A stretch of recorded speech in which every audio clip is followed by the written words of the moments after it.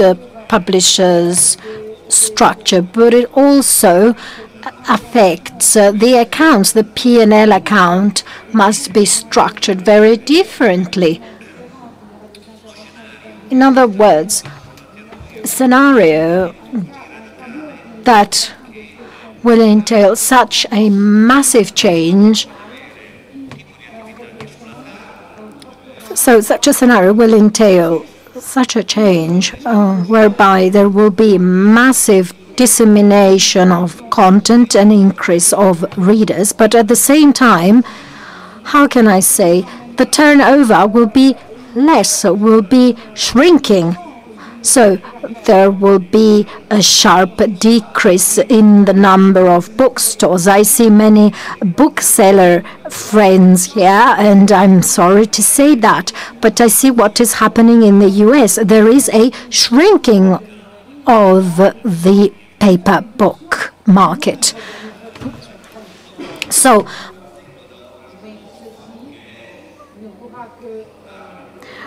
we can only hope for that there actually is a growth. In Italy, for instance, here we are more international, but I can tell you something about Italy nonetheless. The increase of readers is low, is poor, compared to the unbelievable increase in number of consumers of technology. So Italians are mad about iPads and tablets. Nonetheless, they do not purchase ebooks or books, be they paper or ebooks.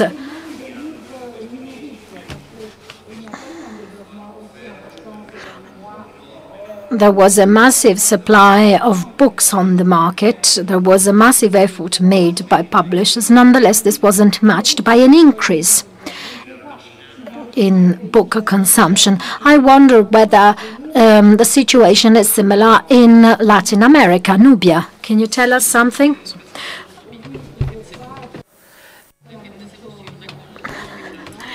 Yes.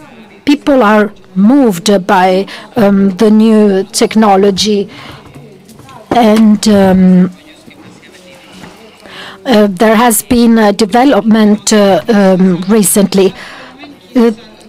This is a phenomenon in Mexico, which is the sales of paper books through Amazon. It is online sale of paper books through Amazon.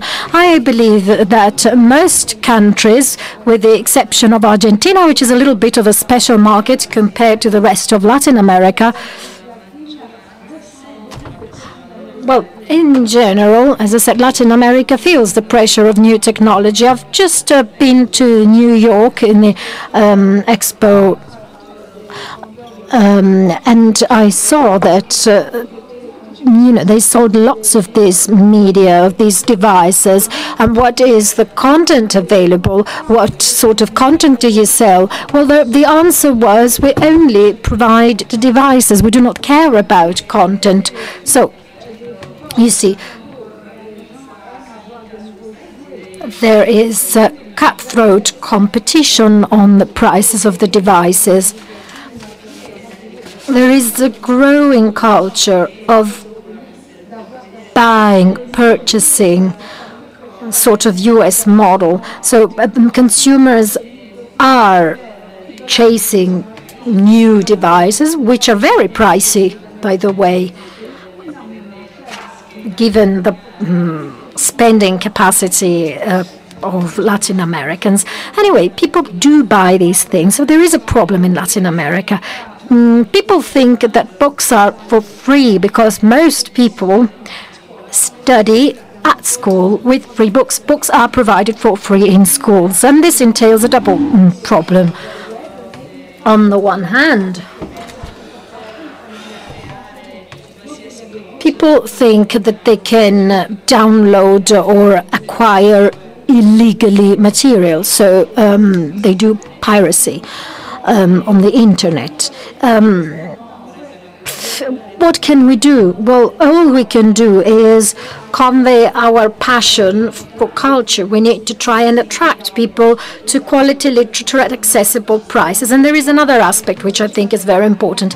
I wonder what will happen to the book supporters. For instance, those who queue to have their copies signed by authors. For instance, we have here Antonio Scarmet. I'd like to get his signature on some of his books, by the way. How can I do that on an iPad? It's impossible. Who knows? Someone will be in a position to reply. How can I ask an author to sign my copy, the copy of an ebook? Creo, me conecto a lo que decía Marco antes. Yo no creo que las librerías. As regards fetishism, I don't think that bookstores will disappear. I don't think that they will disappear because of e-books, because over the past 10 years, there were many unsold copies. What is happening in many countries, especially in the US, which are still a very advanced country, we see this attempt to connect the e-book to physical book as a complementary element. I don't know how to connect this to the fetishism element. I don't own a crystal ball. I can't tell you. Let's think of audiobooks. In the US, audiobooks are very common and people listen to books in their car. And they buy lots of these. I don't think that books will disappear. And I think that those booksellers that actually oppose e-books will disappear.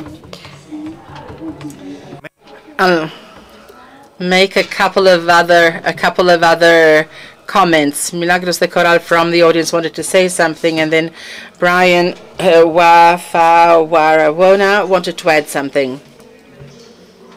Congratulate the panel. It was very interesting.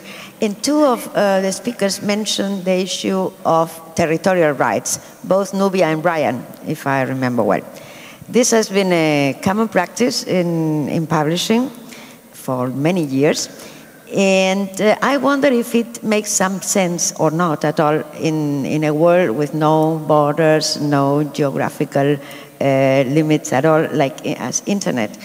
And if so, how developing publishers in developing countries think they could be negatively affected by that, because it will be difficult to protect a territory under these conditions.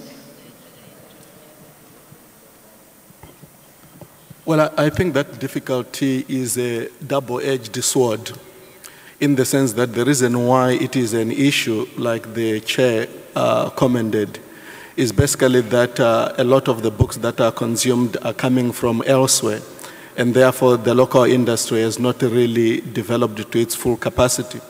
So that begins to constitute a competitive environment in which the local book has space to grow. So I guess the publishers that sit in that context, they have to manage the situation that they sit with. But I think the local publishers have an opportunity to say, hey, it's becoming more difficult for people that are bringing international books in here, and it gives us an opportunity to actually concentrate on generating new content.